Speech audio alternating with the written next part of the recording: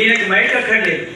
పిడపర్తి ఆంజనేయులని గాంధీ గారు ఒక 1000 మందికి ఆనాటి కాలంలో చిరుకొండ వారిని పర్యటన చూసేవాడి పిల్లలు చిరుకొండ వారు ఏం అక్కర్ మా అమ్మకు మేము పద్దాను చద్దాను ఎప్పుడైనా పచ్చే పాడాలని ఉత్సుకత మా నాన్నగారికి మా నాన్న పురోహితుడు నిత్య వ్యక్తి 14 మంది కలిగి పెట్టారు. మహానుభావులు రమణ మహర్షి గారు ఎక్కడైతే ఆంజనేయుని పిలువాలి ఏకాన ఇస్తే సాయంకాలం అంతా పద్యం పాడాడు. మైకి వెళ్ళి ఆ చివరకు నుంచి పిడపర్తి ఆంజనేయులు గారి పద్యం అంటే మామదార, మరుపప్పు, ఆమ్రపర్తి, దామరకుంట, జగదేపురం 5 గ్రామాలు చదివించేవాడు. అలాంటి కంఠం మా శిష్యుడు కుంటారు చెప్పండి.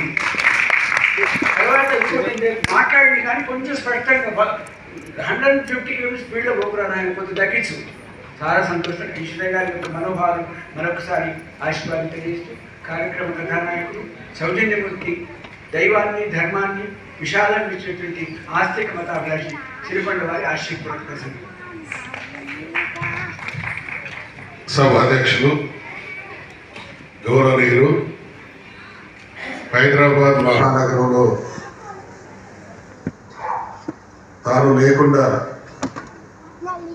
ఏ సాంస్కృతిక కార్యక్రమం కూడా జరపబడదు.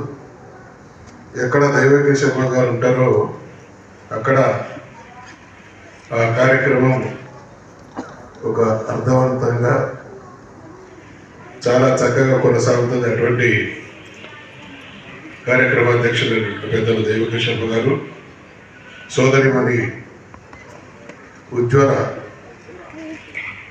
ఒక చక్కటి సంస్థను స్థాపించి అనేక సంవత్సరాలుగా సాంస్కృతిక సామాజిక స్వచ్ఛంద సేవ కార్యక్రమాలను నిర్విరామంగా కొనసాగిస్తున్నటువంటి శ్రీమతి లక్ష్మి గారికి,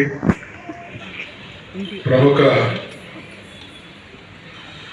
బుల్లితెర నటి రాగిణి గారు,